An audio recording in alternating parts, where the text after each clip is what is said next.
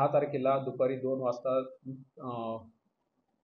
आरोपी नरेश शंभू भगत व त्याचा मित्र सुशांत असे दुपारी 10 तारखेला 2 वाजता भेटले. 2 नंतर ते दारू पिले.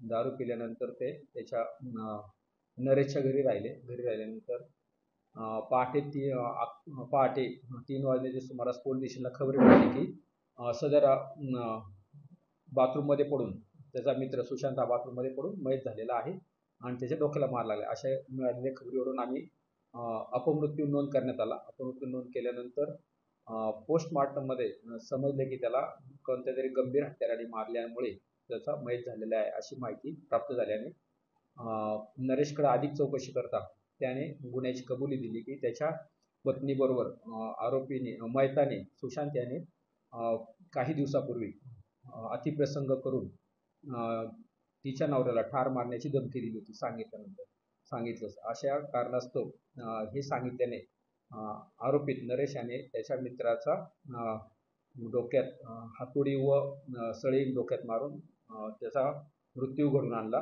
आणि त्यामुळे आमच्याकडे फिर्याद दाखल आहे आणि त्याप्रमाणे आम्ही तपास करत आहोत.